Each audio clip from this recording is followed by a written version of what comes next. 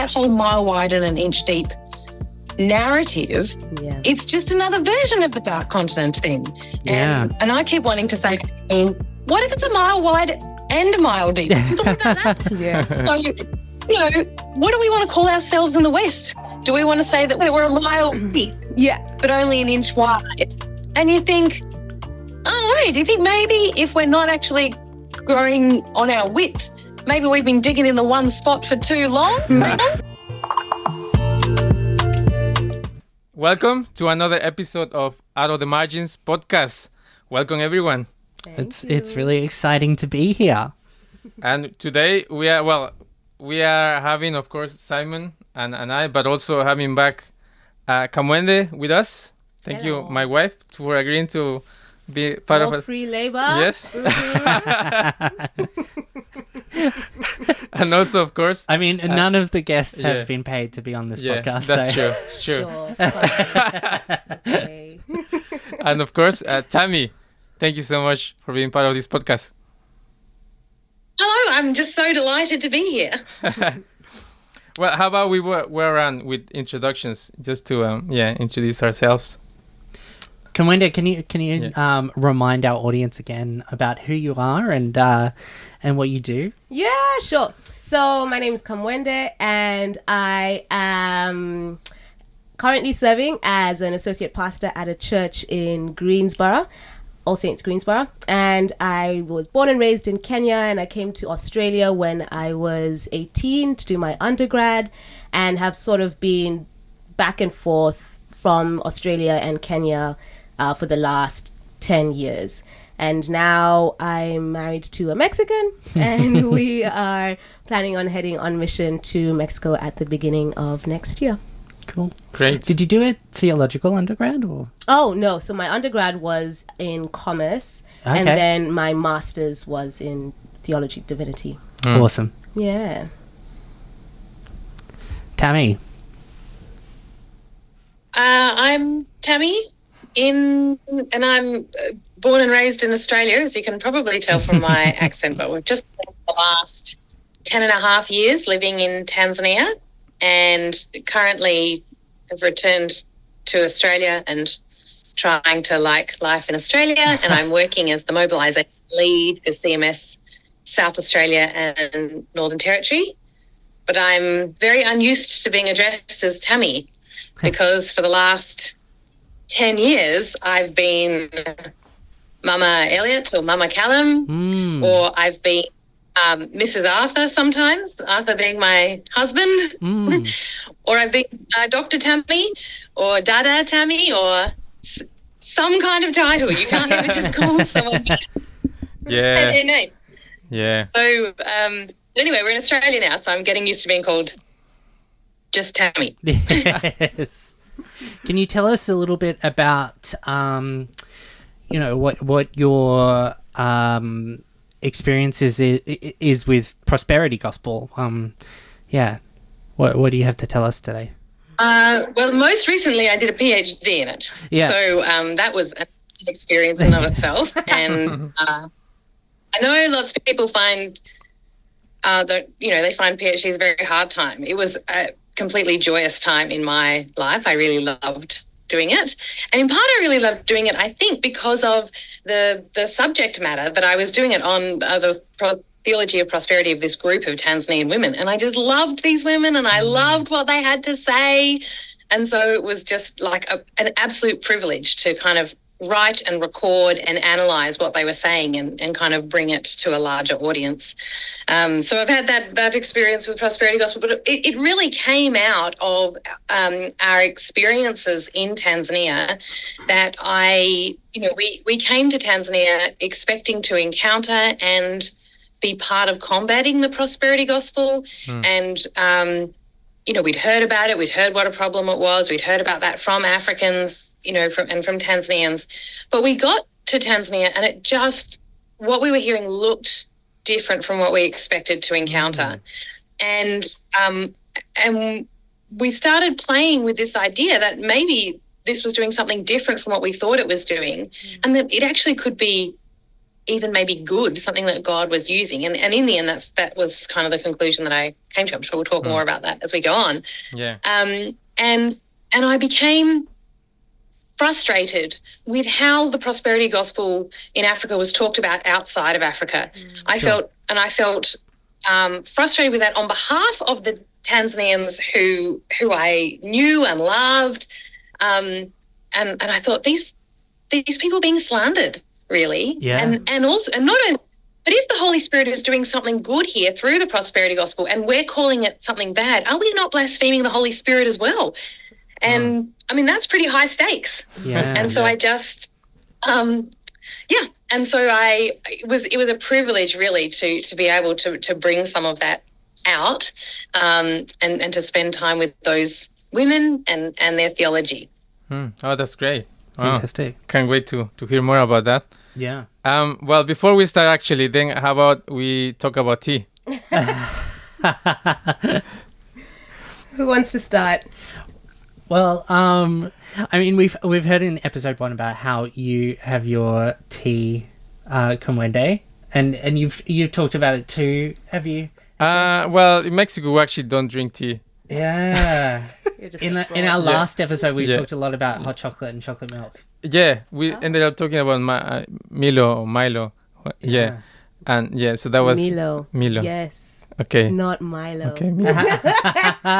Every time. But I feel like in the first episode, I talked more about my frustrations with how Australians can't make my tea as opposed to how I actually Okay. how I actually make it. So now's your opportunity. Now it's Yeah, my then. time. Okay, there you go. Well, essentially, I like it Kenyan tea style. So chai that's on the stove. Chai is tea. It's the same word in Swahili. But you cook it half milk, half water on the stove. You wait for it to boil, and then you put in the tea bags, tea leaves, not bags. And then you let them brew until they're just the right color. And you can't really describe what that is until you see it. And then once it's the right color, then you take it off the stove and you put it through a sieve and you can make it all bubbly, and then you add sugar, and then you're ready to go. Yes. There you go. And Steven, he was talking. You remember how last time friends were talking about the pool? Yes. Steven also, he's from Malaysia. Talk about that as well. How they do this pool thing with the tea, like they pour it on top on another cup, so that makes sure that it gets kind of foamy or something like that. It sounds so good. Yeah. It is. Yeah. Anyway, how about you, Tamie? Well, the whole question of how do you take your tea, no one would ever ask you that in Tanzania. They would just make you tea and bring it to you. And however they bring it to you, how you drink it. Yeah. But it's very similar to Kenyan tea, very milky. Sometimes, depending on where you are in Tanzania, have some spices added to it. And then normally you add in your own sugar, but sometimes you don't get a choice about that either. Sometimes the sugar is just added for you. Yeah. But one of the things that happened while we were in Tanzania was that there started to be this great sort of influx of Chinese influence, particularly as Chinese engineers came in to build the roads.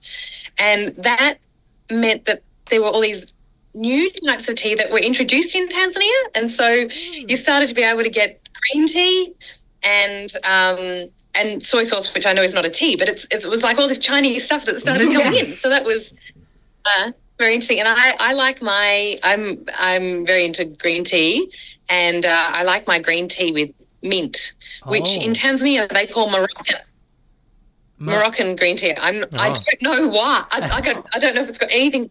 I think Morocco does have like a very strong mint tea that they drink. But anyway, that's what they call it in Tanzania. Okay. Right. Moroccan. Green tea. And did the Tanzanians embrace the green tea that came with the Chinese? Because I cannot see a Kenyan ever embracing green tea. So I don't know the same in Kenya, but in Tanzania there's people are starting to get very interested in health and sort of do the right thing, and sometimes that means that they're drinking. I mean, they've always been interested in that. So you have the kind of traditional onions and garlic drink dawa. thing that they made. Yeah. Did you try that one? Right. Yes, I did. Yeah. And it's Yeah. it got a new lease on life with COVID. They called it Covidol. And Fantastic. so I guess there's always been that interest in health. And sometimes people have sort of, multi-level marketing health drinks that they about. People who are interested in that, I think, also get interested in green tea, but I don't think they have the same love of it. They do it because it's good for them rather than because it's, Yeah. what they love. Yeah. The tea culture is a deep well that I think it could be a podcast of its own. Oh, for Yeah, sure. It probably is. Yeah, there must be. There must be. Well, how about now we move on to the topic at hand, which is prosperity gospel. And I was wondering if, Tamie, could you offer us a definition of prosperity gospel, or how the Western mind understand prosperity gospel, so that, that's the audience, the main audience, so that they know what we're talking about here. Right, so I'm going to offer this definition, and we're going to spend the rest of the podcast talking about why it's wrong. Yeah. But we can, we'll start from there. So I guess the prosperity gospel you would think of as that belief that God wants you to prosper in the world, and that's kind of its base level assumption. And then it comes along with a whole lot of other things that we might associate with the prosperity gospel. So, for example, it might come along with language of sowing and reaping, that if you sow this particular thing to God, you will reap this. Often that is, sow your 1,000 shillings to my ministry, and then God will multiply it back to you. So we associate it sometimes with exploitation, particularly of very vulnerable peoples. We might associate it with particular formula that are given to people of, if you do this, God will do this for you, and this kind of mechanistic idea of you can somehow force God into this thing by doing certain things. It might be associated with kind of spiritual powers and spiritual warfare, that the reason that you are not prospering in the world is because, you have some kind of demon which is holding you back, and various types of demons and that kind of thing. So there are various forms of it, but generally I think it would be seen to be a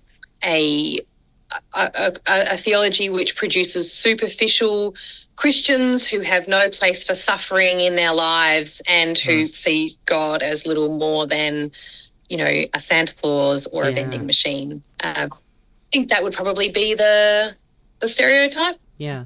I'm interested to hear, you said that originally you had the concept that you were going into Tanzania to combat the prosperity gospel. What were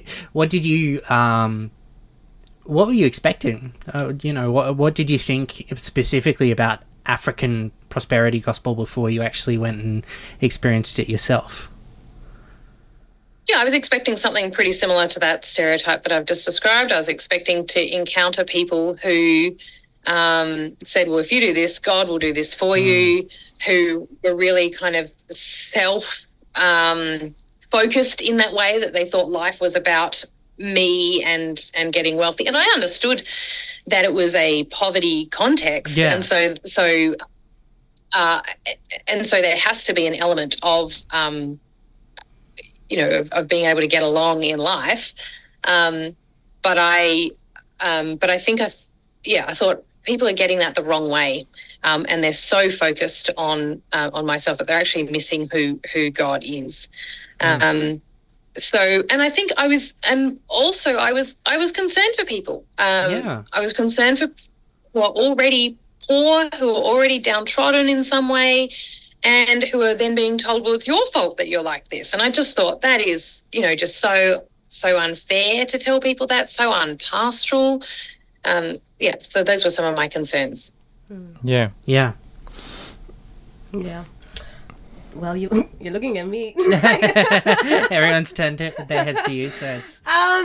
Well, I was explaining in the car as we were talking about the podcast on the way here, about a similar... I don't know if it's a similar experience, but it's a similar sense of dissonance that I experienced when well, pretty much throughout my life. But it's particularly with thinking about the prosperity gospel. I have had a Western education since I started school. And so in some ways, I describe like my mind as Western, but my heart is Kenyan. And so that carries with it this dissonance that I carry. And when it comes to this prosperity gospel, I would be going to churches and just, being a Christian in Kenya.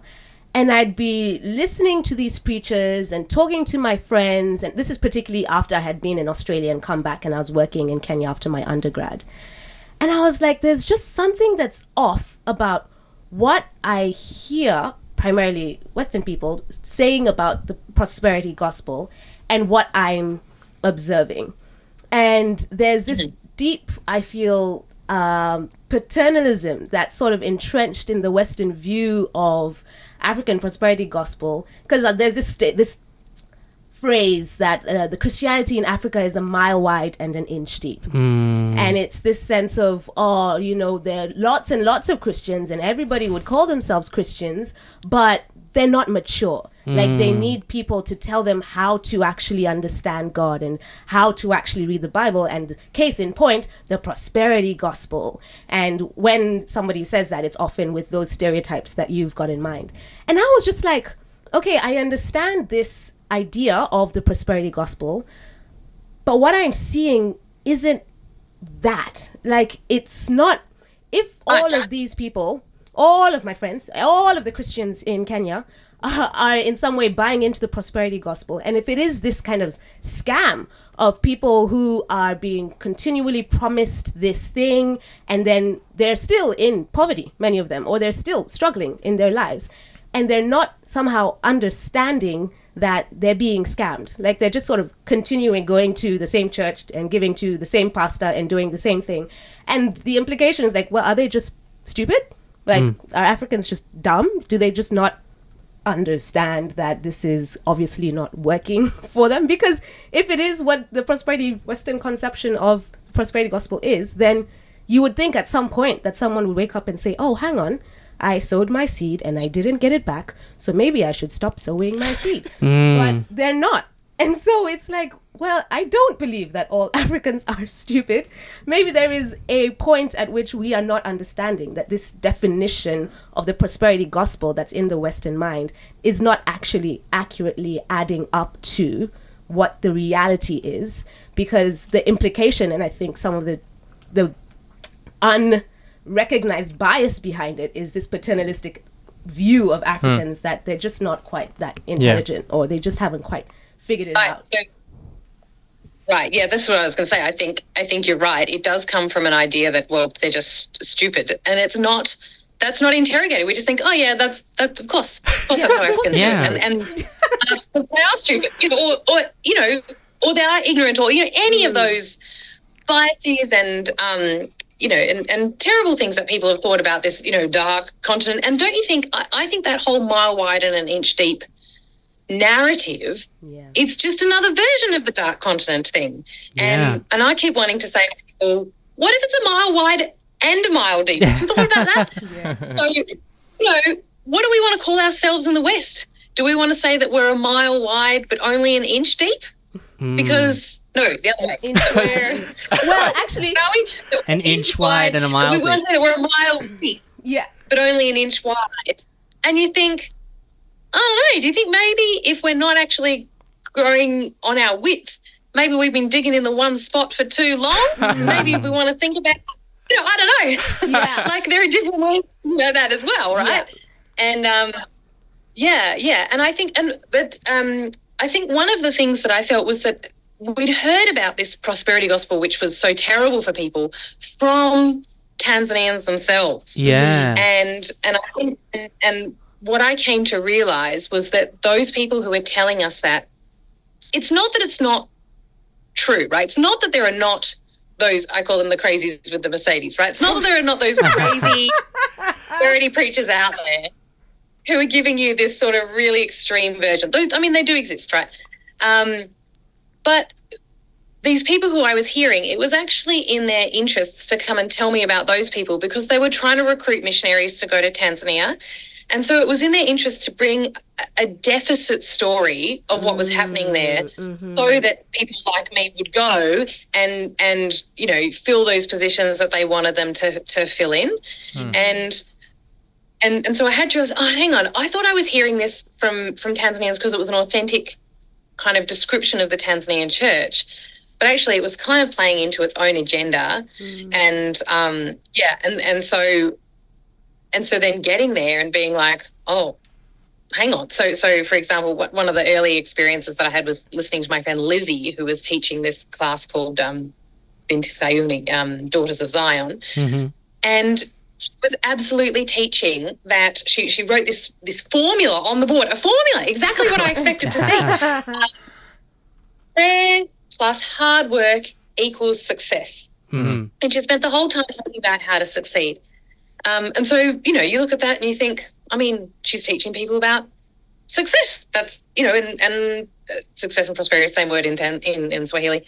And she, you know, she's talking about all these things and you think, well, that's exactly what I expect to encounter. Except here's the thing. Lizzie refused to take any money from anyone who came to her seminar. And you think, oh, hang on. She's teaching this prosperity thing on one hand. And on the other hand, she's not profiting from it. Actually, the opposite. She's shelling out for the, you know, I don't know what it was, the photocopying to put up the signs and, you know, hire of the room and this kind of thing. She's actually, she's not benefiting from this at all. So those two things are somehow not going together. On one, you know, this is not a self-interested gospel that she's preaching. This is actually something where she's giving of herself to teach something which she thinks is important for people's lives. Well, why does she think it's important for people's lives? And what's it doing in people's lives that is worth her, you know, giving this up? And why am I seeing this woman who is so different from the stereotype of that kind of self-interested preacher? And, yeah, so I think things like that, you know, you come in and you see this and like Kamwende says, you go, oh, actually this is not at all what I was expecting to see. Yeah, that's really interesting. Yeah.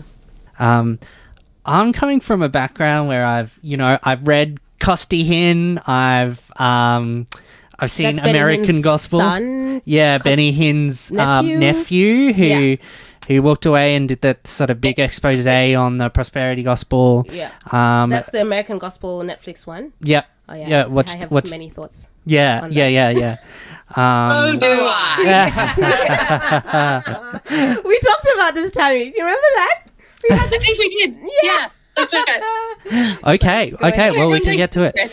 But I imagine that like some of our listeners are probably coming from that perspective where they're like they're feeling very skeptical about this, and you know I'm definitely open to hearing about more about this stuff. But certainly all of my all of my perspective from a reform background is you know that the hackles get raised when you hear any of that stuff. So yeah, I would really like to be convinced. I'm really interested to hear this stuff. Yeah. You know, you're talking about having a Western mind and an African heart. And I just love that image. I think part of it is that in the Western mind, and talking about having the hackles up, I think we get the heebie-jeebies just whenever money comes into the situation. That the introduction of money into a relationship is dangerous and it's a liability. And I don't think that is that's not how Tanzanians think. I think it might be a broad African thing, but in fact, in Tanzania, so in English we have this saying, "Put your money where your mouth is," and what we mean is don't just say words. Actually, you know, show me what you think. But we don't. We think that on one hand, then anytime money comes into it, we get all antsy as well. But in Tanzania, they really mean put your money where your mouth is, and they think that unless there is money behind it, it's just words, and it doesn't. You know, I don't really know that you're serious because you haven't really demonstrated it to me. So a great example of this was that we had these two families from the ministry that we were working with, these two families over, and they didn't know each other. They came over to our place for dinner, and then they really hit it off, and they decided that they really liked each other and that they wanted the relationship to continue.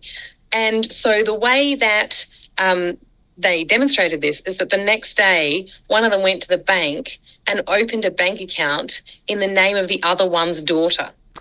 Wow. Because you put your money where your mouth is. Yeah. And I just feel like, I just feel like anytime you introduce money into it, all kinds of things can happen in the relationship. But they feel like, no, this is a sign that we're actually serious about this.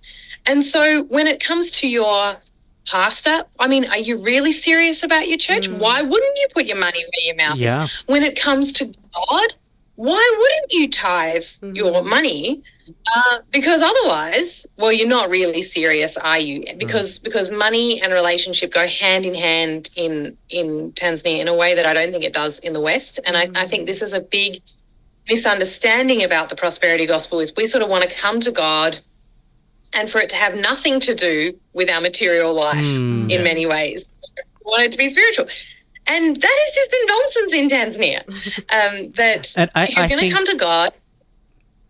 Sorry, yeah, I was just going to say I think that's, a nonsense concept in the biblical conception too, that like what you're talking about there in Tanzania sounds actually much more in comport with the biblical worldview about what money should be than what we want it to be here. So that's really interesting. Right. And Jesus turns up, and yes, he says, repent and believe, but he also heals people, feeds people, restores people, rebukes the authorities who are exploiting people.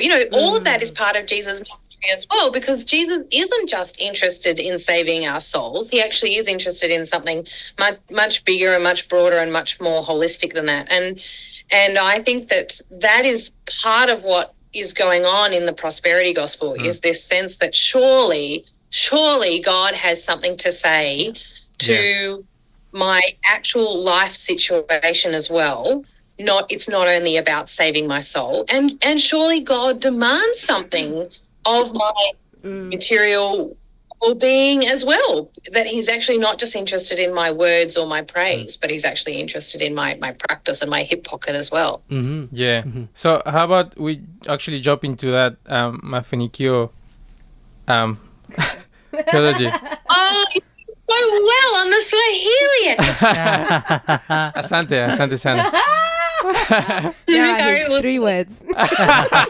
Hey, she doesn't know yet. So you want to talk I'll talk about mafanikio. So mafanikio in Swahili is just the word for success or prosperity. So it's used in all kinds of different ways. So you see banks saying, do you want mafanikio? Come and put your money in our bank. So sometimes it is just used in purely financial terms. And Swahili is a high context language, which means that we use words and then we give them the meaning according to the context, whereas English is a low context language. We have one word for every particular thing, and it's a very specific meaning, and if you use the different one, it means something completely different.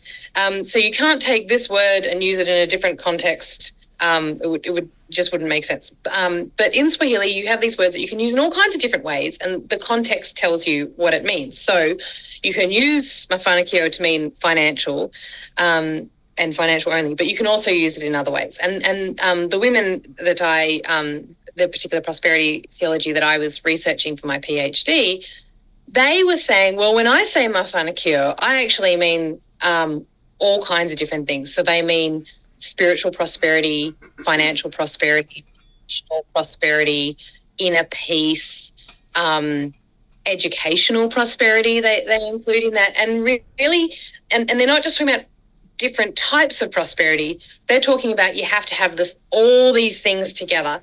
It's a much more holistic view because, well, what's the point of having a lot of money if you don't have good relationships. So one of the women in my research said she has this friend who built this great mansion in the middle of this very poor area, and it's all lit up with its, lights and from its generator and whatever else, but it's completely dark around because, other people don't have that. And she said, well, what's going to happen when that guy's, Mercedes or BMW or whatever it is breaks down on the road in the dark? He hasn't fostered relationships with those who live around him. And so in that moment, he's poor. He doesn't have people to come. And the flip side is true as well, that if you have good relationships, but you don't have money, well, part of the question is, why is that? Because first of all, being poor is often a strain on a relationship. But also, if you have good relationships with other people, that should actually produce favour from others. It should produce being able to work together in a kind of, financial kind of situation. There is a relationship between these two things. And I think, in the West, we like to separate these things out.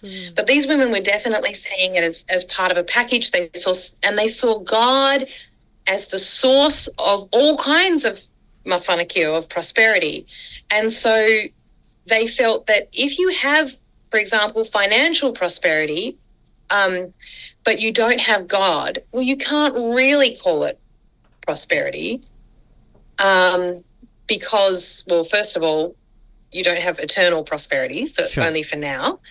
But also, God is the source of prosperity. So if you have got your prosperity from somewhere else that's not God, it's fake prosperity, and you would not expect it to continue and to endure. You would expect there to be a fall at some point. And Swahili is chockers with all these, I shouldn't say chockers, it's such an Australian expression, but is full of proverbs about people who rise and fall, and that, you might be powerful today, but tomorrow you'll be in the grave, and that the person who's in the grave might be, raised up, and this kind of thing. And so people have this sense that that your life is precarious, and unless you build on a firm foundation, it will be like the shifting sands, and everything will fall apart. So your mafanikio has to be built on a firm foundation as well, which means your relationship with God has to be that foundation. It has to be firm. And if you're just having your relationship with God to get money, well, that's not really seeking God first, is it? And so the sense of God has to be a part of the picture. He absolutely has to be the one that you're seeking. And God does provide for his people, and he does teach us how to live well in his world so that we can prosper. But God is not some kind of means to an end either. It's a delicate balance of holding all of these components of mafanikio together so that you have this holistic picture of mafanikio. It's interesting. Mafanikio, is that's right? Oh, you're doing very well. Yes, mafanikio. It sounds like very similar in a sense to the concept of biblical wisdom as brought forward in the book of Proverbs. That there is a sense of that God has laid a way to live the beautiful life, and there are many aspects to that. And we often talk about Proverbs as being incomplete, but there's also a sense of that it does give us true, actual biblical wisdom about how the world works from its creator. So that's very interesting. And the wisdom literature thing was really the key for me for being able to come in and see something else going on that was different. And I actually think that the wisdom literature thing holds the key to what Kamwende was talking about with the man of God, because the that I've done my research on. So they're all from TAFES, which is the IFES group in Tanzania, and so in Australia it'd be AFES, so we see here in Adelaide. It's called ES, and a distinctive of IFES around the world is that it gets students together to read the Bible, and that's basically what we do. Yeah, and all these women had been reading the Bible, and they spend, I mean, Tanzanians do spend a lot of time in Proverbs. They spend a lot of time in the wisdom literature. They treat parts of the Bible that we would not normally think of as wisdom literature and they're spending all this time in Proverbs, as you say, and what they're doing is meeting the Creator, and they're meeting how He's set up the world, and they're saying, oh, hang on, the world is actually ordered. Now, to white people who live in the West, whose water comes on and whose governments have orderly handovers, and who you always follow the street signs and stuff. Yeah, that doesn't sound that radical to us. But in Tanzania, it is radical, because people do feel like life is precarious. They do feel like it's disordered. They do feel like if you get this spirit offside, then everything could be thrown out in your life. And so so of course it makes sense to always be trying to placate the spirits, to always be trying to, get on God's good side so that He'll give you the prosperity or whatever, or get on the man of God's good side so that He'll give you the prosperity. But if the world is indeed ordered, if God has set it up in this way, then actually you can expect to see a measure of prosperity from understanding those ways and from living them out. And the beautiful thing that I learned from these women is that they were saying, you don't need to keep running after the man of God and doing this, that, or the other that he says you need to do. Just read the Bible. That's where the wisdom is for living. Open up the Bible, find out what God has to say. This is not secret knowledge that only the man of God has, that you have to pay to get access to or whatever. This is available to you. Just read the Bible. So it's a very sort of democratizing way of doing things, and I think it's a really empowering way of speaking to people and of saying to them, God has a plan for your life. He has set up the world in good ways, and you can follow that. So I think it has, that emphasis on the Bible, that emphasis on the wisdom literature really can undermine a lot of that big man stuff that is sometimes going on. And at the same time, it offers people a path to prosperity. Yeah. That sounds, dare I say, wise. Fantastic.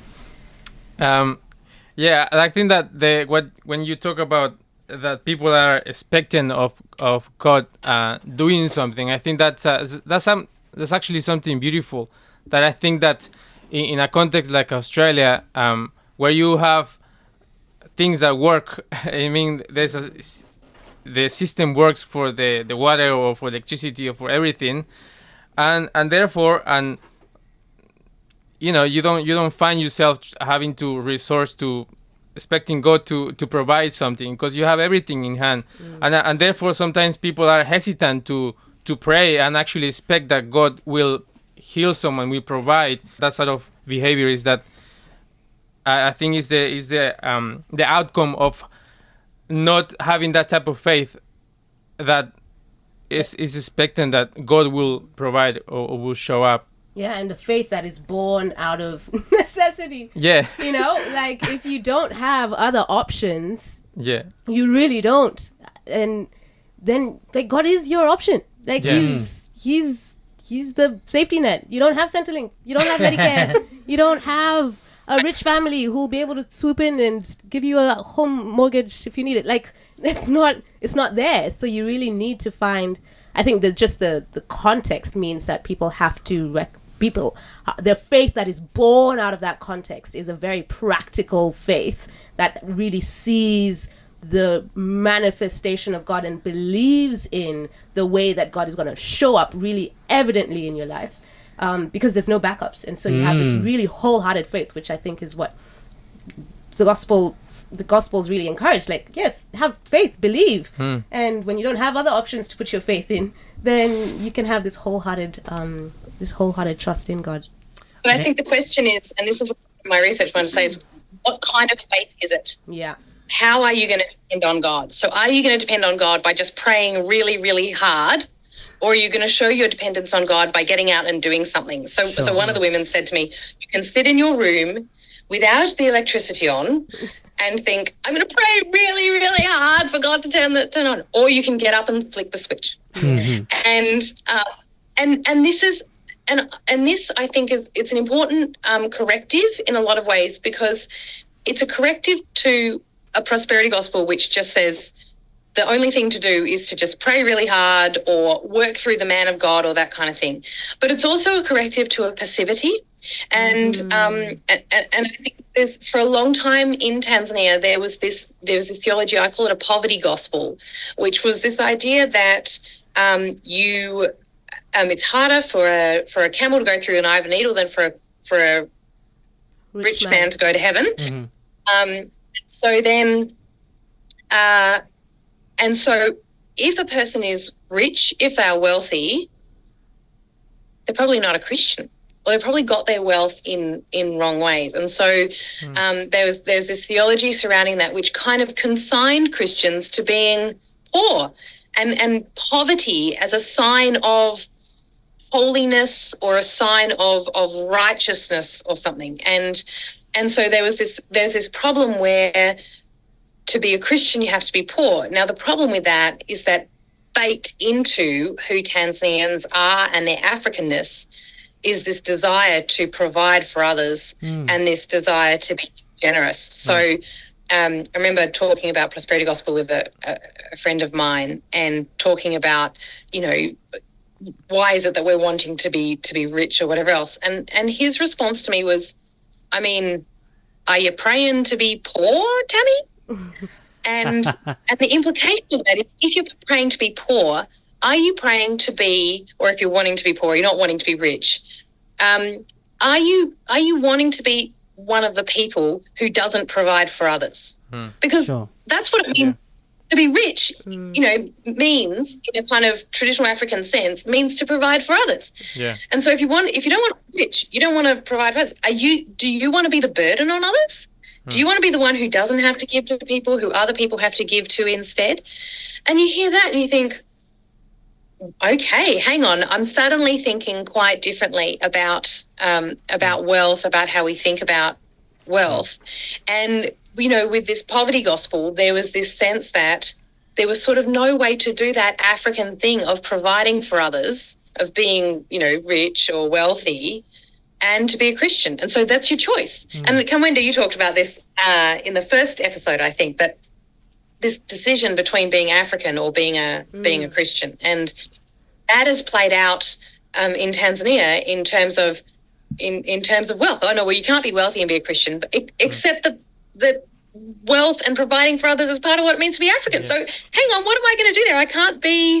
I can't provide for others. This African impulse that I have is actually at odds with my Christianity. And so, but if you can provide a theology which says, actually, God is the source of prosperity, God does want you to be prosperous, which should translate into God does want you to be generous, well, then you've got an entirely different kettle of fish, and you can actually marry being African and being Christian.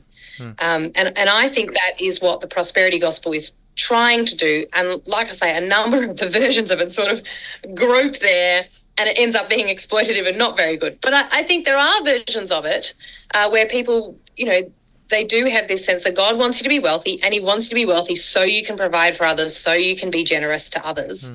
And that's a way of marrying all that together. And, I'd argue that's quite biblical, the whole generosity thing. Yeah. Synthesizing these ideas in my head, I'm just trying to get my head around it.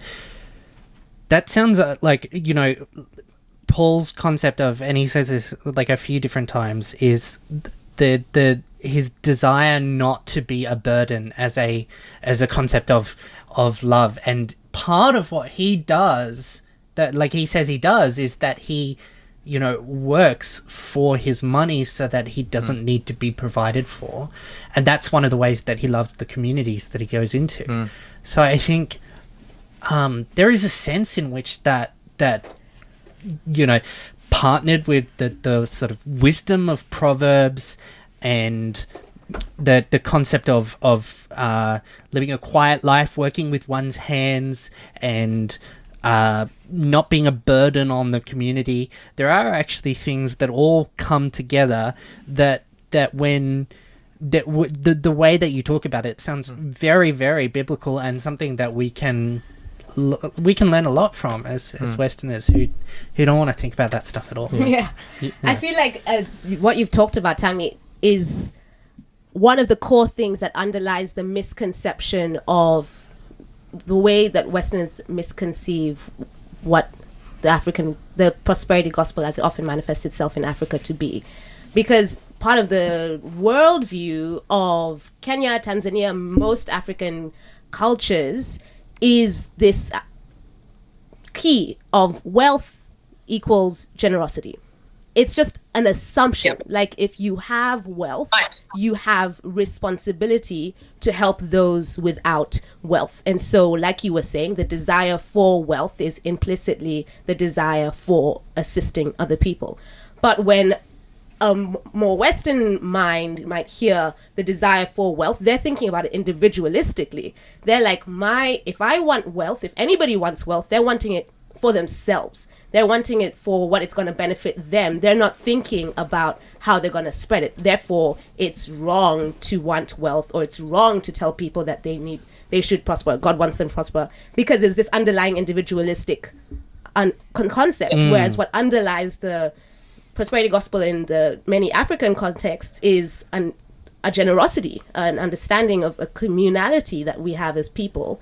And that's something that is part of our experience growing up. Like, our dad is wealthy, and that meant that he was asked for money by anyone and everyone. That is, if you have a nice car, if you live in a nice house, if you have any display of wealth, then that automatically means that people have the right to ask you for money.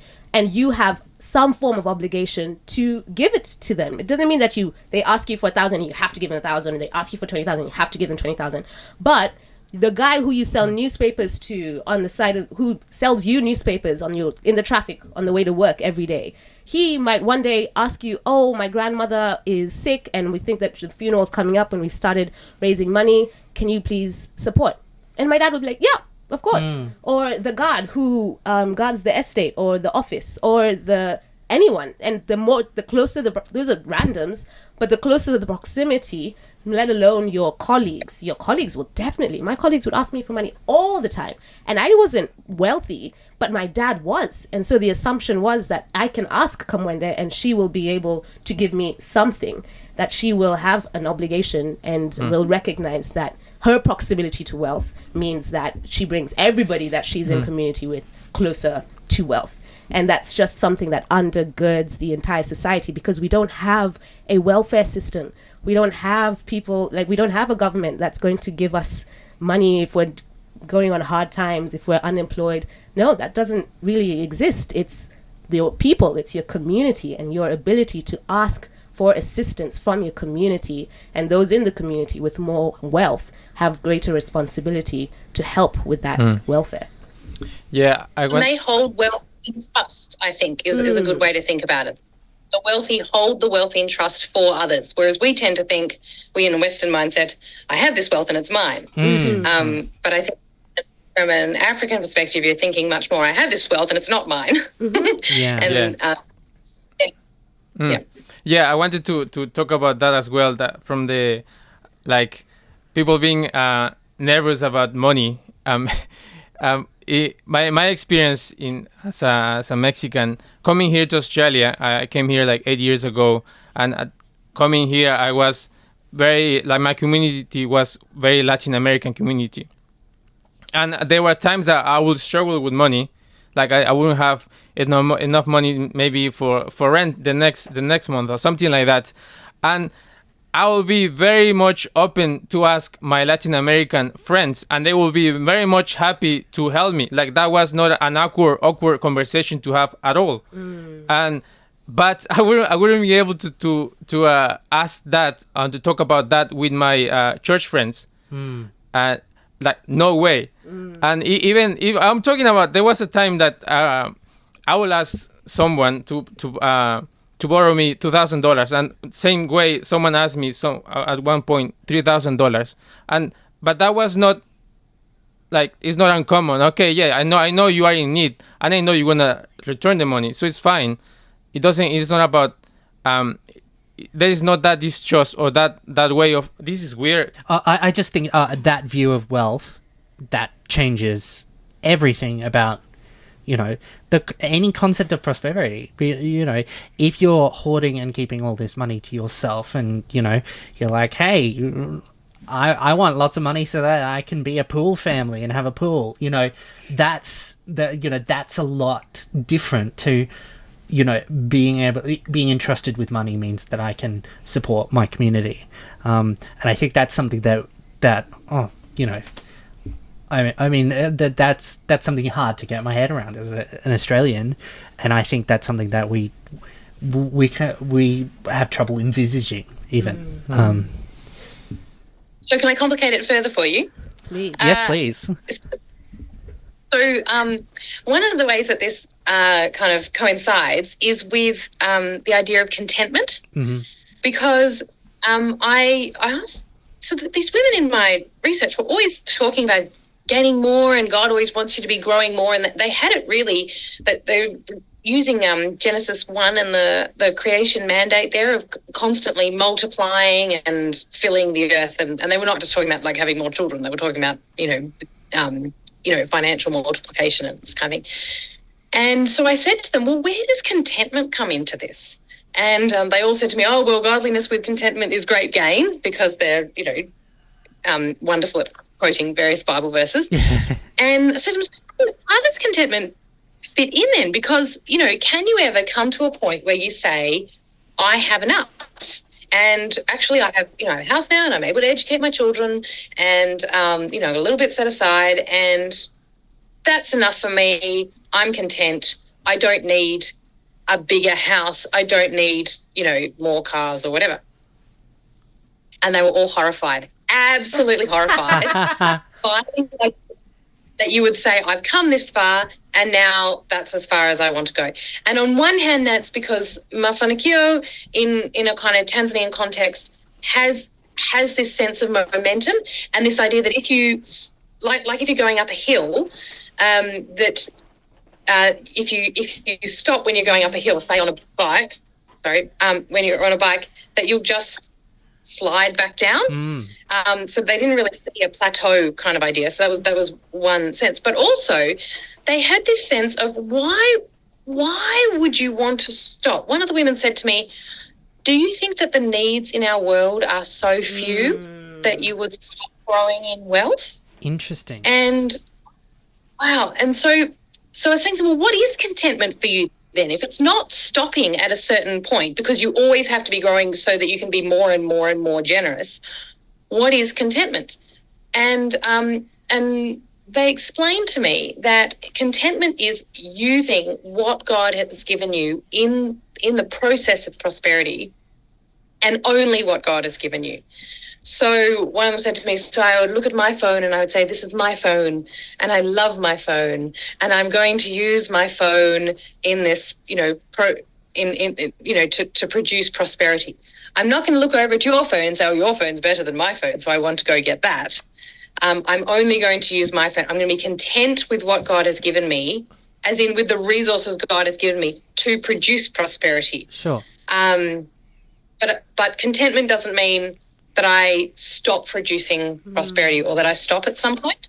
And I thought, wow, I mean, I felt really challenged by that as a Westerner, because it really changes how we think we're to be in the world, and because it's not this sense that, well, I've sort of reached this point. They never feel like they've reached a point. There's always more to do. It's a very open-hearted and kind of big way of being in the world, and yet it still has this idea of of contentment and working within the means that God has given you, just in order to be prosperous, rather than, oh well, I'm just gonna stop here. Mm-hmm. Yeah, it's such a different worldview. It's like, isn't it? I just feel like everything else, though, like, no, that's not how we see it. Yeah, exactly. Yeah, wow. Yeah.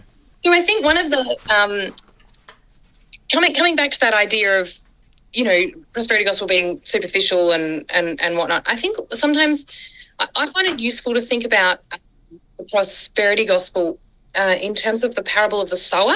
Sure. And I think that we tend, and this comes back to the mile wide, inch deep business, but I think we tend to think of the prosperity gospel as either the rocky soil or the thorns. So it might be the rocky soil that people can't put down deep enough roots, or it might be that they are squeezed out, choked like the weeds of the of the thorny soil. And I think we tend to think of it as one of those two ways. One of the questions that comes is, well, does prosperity gospel have any place for suffering? Mm-hmm. And that's that question of superficial Christians and Christians who, they can continue on for a little while, but when God doesn't come through for them, well, what happens then? And I had this experience early on in our time in Tanzania of discovering that a key prosperity gospel phrase was actually the answer to how you should persevere. Mm-hmm. So I was teaching a seminar on how to look after your friend who's in suffering. And I think Kamwende's heard this story before, but and I said to them, we should never, ever say to someone, just have more faith in God and he will heal you, because that blames the person for their suffering. It makes it sound like, God is definitely going to come through for them, and maybe God's not going to come through for them. Sure. And it's an insensitive thing to say to someone. Well, I said it to this group of students, and it was like I'd set a bomb off in the room. They were up out of their chairs yelling at me, and I couldn't work out why. They couldn't explain why, but whatever it was, they were very angry with me. And I said to them, so you're telling me that when your friend is suffering, you want to be able to say to them, just have more faith in God and he will heal you? And they said, yes. I said, well, what if you're suffering? Do you want someone to say that to you? And they said, yes. And I'm thinking, doesn't that make you feel sort of a bit guilty and downcast? Like, why would that be a good thing to say? Anyway, I talked to a cultural mentor later on, sometime down the track, and she said to me, oh, well, if they don't go to God for their healing, they'll go to the witch doctor. Mm. And I'm like, okay, hang on, just back up and explain this to me. And in Tanzania, healing is always on the table. They actually believe in the spirit world. Mm-hmm. They actually believe that, healing is possible, unlike those of us in the West who sort of, give lip service to it, but deep in our hearts don't really think it's going to happen. And they actually do believe that healing's on the table. And so the question is not, will you be healed? Mm-hmm. The question is, where will you get your healing from? And when you have prayed to God and God has not come through for you, what will you do then? Will you go and see the witch doctor because God didn't come through? Or will you keep having faith in God until he heals? Yeah. And so this phrase that I had read as producing superficial Christians who can't endure, just have more faith in God and he will heal you, was actually a phrase that encourages people to persevere. Because you don't go to the witch doctor even when God is not coming through for you. You continue on. And I just thought, oh my goodness, I thought this was a prosperity gospel phrase, but it is in fact a perseverance phrase. Yeah.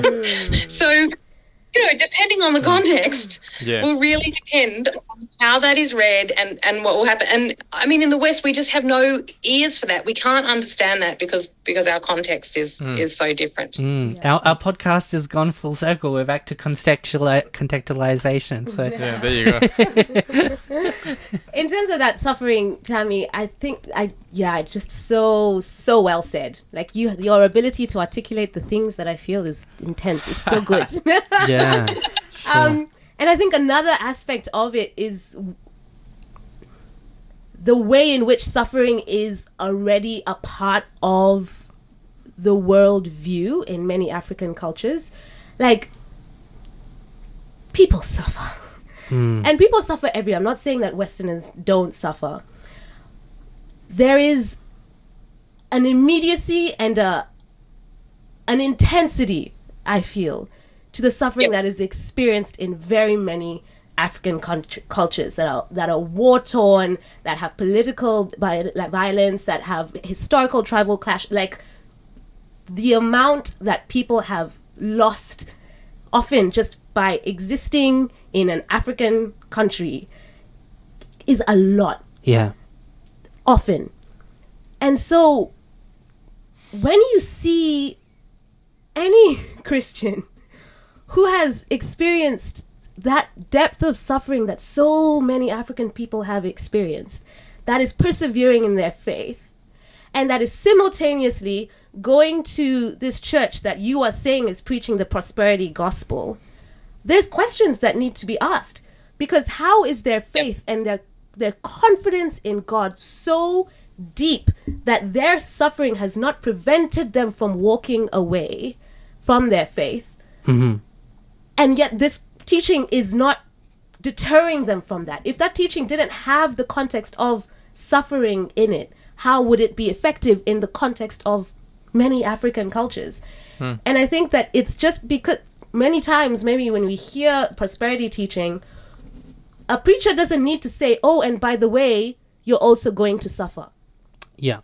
Right. No one needs to be told that in Africa. Be told that in Africa. Yes. Like, that's not a question. Like, why would you even include that in a sermon? It's like, duh. But in the Western context, you need to be reminded, oh, by the way, for many of you who might not have experienced very intense suffering, it might come, it might happen, and you need to still have faith in God, even if it does.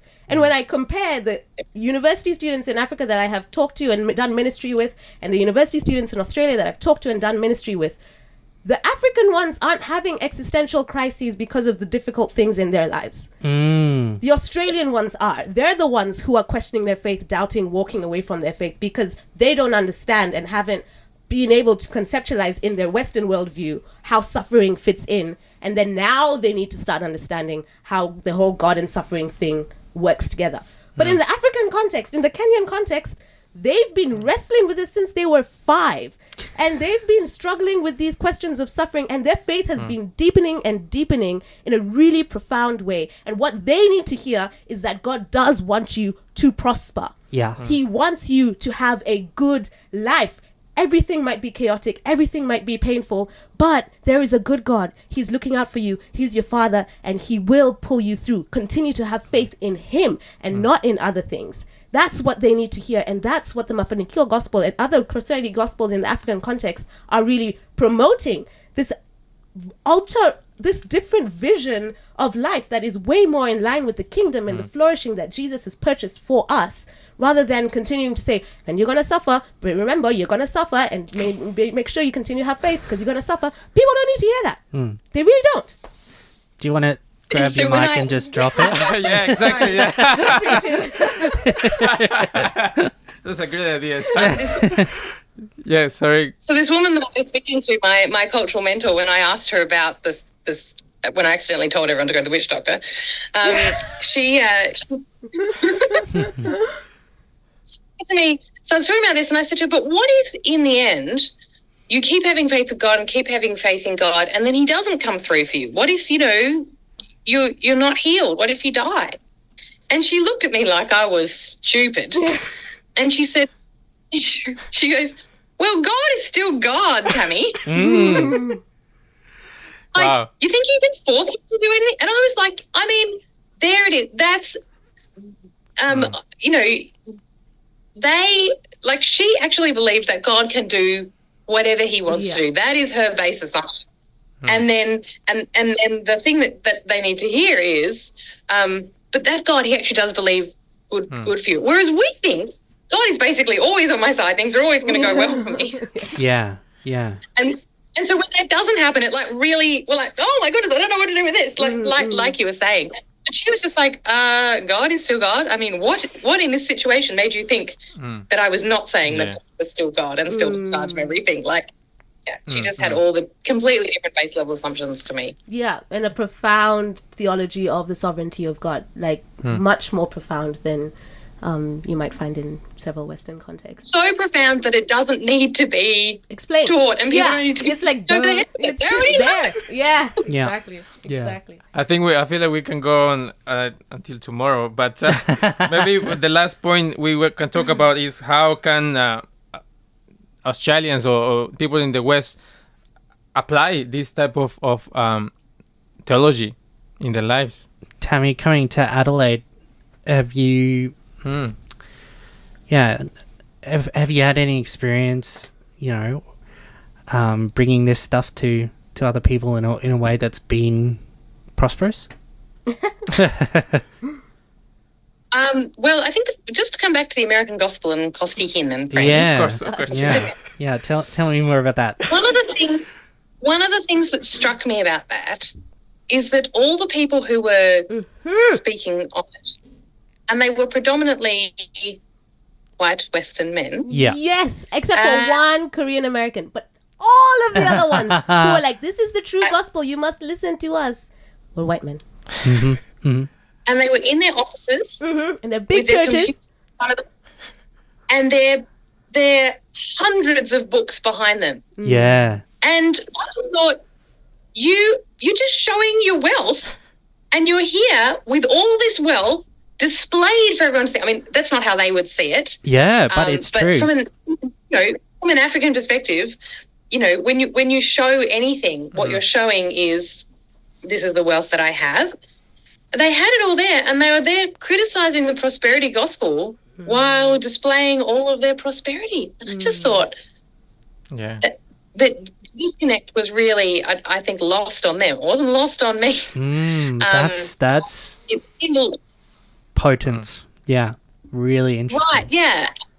And I think in terms of our own criticism of that. Now, I do want to say as well, and I think Kamwende would agree with me here, the Western prosperity gospel and the African prosperity gospel are two different beasts. Yes. And I would argue are actually not. The African is not imported to Africa or exported from the US. They're actually quite different things. We could talk about the history of them, and we could talk about why they're taken. So don't hear this as saying, Benny Hinn, yay, out you go. I actually think, and it's that sense of communality and looking after others, which really makes the African prosperity gospel quite different from that individualistic wealth-grabbing version in say, America or in the West. Although sometimes I wonder whether, part of the reason why the prosperity gospel particularly flourishes among, kind of the working classes in the West might be because they do have similar experiences of needing God and enduring with God. So I have questions about that. But I think they are of different characters. Sure. So I think that's worth acknowledging. I think it's worth acknowledging that the West, by and large, holds a prosperity gospel. We just don't acknowledge it. And I think the thing that we could really learn from African prosperity gospel, but just generally from Africa, is that sense of prosperity and looking out for others and actually seeing that what God has given me, He's given me in trust to be used for others, to be used for His glory and for His kingdom, rather than for myself and my own patch. And for my extensive theological library. Right. And, anyway, I've tried to say a few things like that in Australia, but, no one wants to be the sort of jaded return missionary who's always going on about things. So I try to be sensitive in the way Well, I mean, this is a safe space to do that. Don't worry. I think that's kind of what this podcast is about. A venting space for all missionaries. Setting a venting space. No, I have a lot to think about, about my theological library and my and that was I think a really, really pertinent challenge to us. So thank you so much for that. Yeah. Oh, well, it's my pleasure, but it's really not mine. It's it's inside the thank you so much for carrying it for us from the wisdom of people who knew it all along. Who we were just, being paternalizing to. You're right. Yeah. I feel like that's something that I would say is a takeaway. And I guess I think I said a similar thing in the first episode about checking your biases. Yeah. Like when you automatically dismiss the faith of an entire continent, maybe just check if, you've got the wrong idea. Yeah. And especially when it comes to Africa, I mean, this is obviously my area of passion, but the the consistent narratives that undermine what God is doing on that continent. They need to be dismantled. And I thank you for providing a context like this where we can really dig into something like this. And thank you, Tamie, for, again, finding the words and articulating things that are not that easy. You know, like I feel your Tanzanian students getting up and be like, no, you're just wrong, but I don't know why. I'm just telling you this is not sitting right. And being able to find the words to articulate a lot of the way that many Africans think. That's a real skill and a gift, and I'm grateful that that's the outcome of your time in Tanzania. And so to the Australian church, again, I say, read more broadly.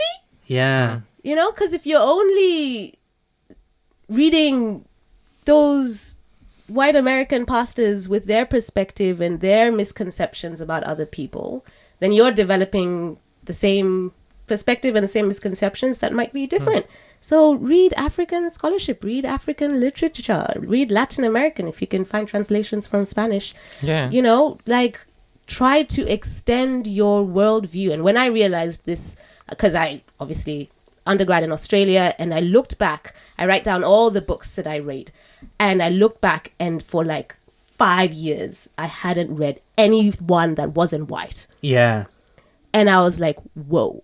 And so for the next 3 years, I didn't read any white books, books written by Western people. I just read broadly from different cultures, different societies, and intentionally. And just it changes your worldview. It changes the way that you think. And I think that's something that we can all do intentionally. Yeah. Yeah. I think that's really the mission of this entire podcast. Yeah. Is that, like, you know, I mean, going to seminary and there's like, I can come up with this broad criticism of every continent that we've had. You know, that there's a whole different worldview that we're like, all South Americans believe this and that's wrong, and all Africans believe this and that's wrong. Yeah. And it's like, you know, there is great wisdom that comes from everywhere. Exactly. And to broaden your mind is only to be able to learn more about God. And to have a greater understanding of who God is and how he's at work in the world in ways that you wouldn't even have conceived possible, but he's there and he's doing his thing. And by opening yourself up to the way that the church is diverse, then allows you to open yourself up to just the bigness of God. Yeah, and that's exactly the idea of this podcast. And so my advice is to go and listen to the other episodes. That's all you need to do. Yeah, like and subscribe. Yeah. Well, thank you so much again, It's been Tamie. such a pleasure. Pleasure. Thank you so much for having me.